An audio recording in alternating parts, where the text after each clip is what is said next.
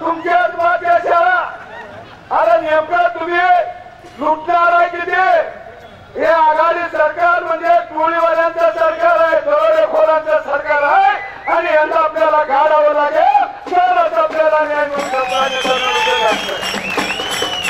आणि म्हणून आम्ही हे महायुती केलेली आहे. कारण एवढं सगळा महाराष्ट्र केला तरी यांच्या चेहऱ्यावर लवले सुद्धा जातीच्या नसूया.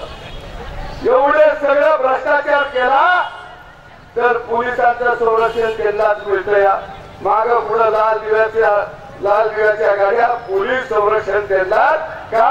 अजून काय राहिलं असलं तर खाऊन घ्या आम्ही आहे संरक्षणाला.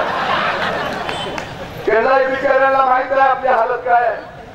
ज्या मंत्र्याचे लायकी बायको विचारत नाही पण त्याला सोडत मारायला लागतो या. कारण त्यांनाही त्यांच्याही पाळी वाईट लागल्या.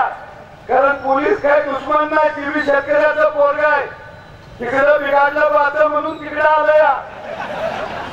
12-12 तास त्याला दुटी करायला लागते. मंत्री आत काजू खातोया हे वाईट पावसात दिसतंय अशी अवस्था दिसली आहे. त्यामुळं तेजन आपली दुश्मनी नाही, कारण आपल्या देशात तेजन लय हाल आहे.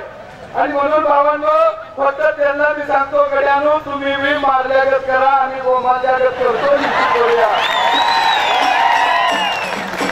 तुमचं बी काम होते आणि आमचं बी काम होते.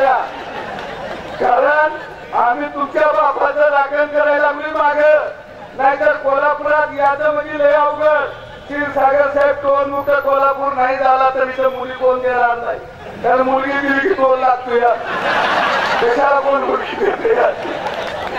कारण खऱ्या अर्थानं नरके साहेब म्हणजे कसे या शहराच्या ग्रामीण भागाशी नाळ जोडलेला आहे. शाहू फुले आंबेडकरांचा वारसा ह्या कोल्हापूर जिल्ह्याला आहे आणि नुसता वारसा नाही. या सरकारला मी इशारा देतो, जर तुम्हाला आमची भाषा समजत नसेल तर 9 तळी कोल्हापुरी पैठण आम्ही हातात घेतल्याशिवाय राहणार नाही. आणि बाबांनो आपण इथं आलात त्याबद्दल मी परत एकदा सगळ्यांचं मनपूर्वक स्वागत आणि अभिनंदन करतो. धन्यवाद.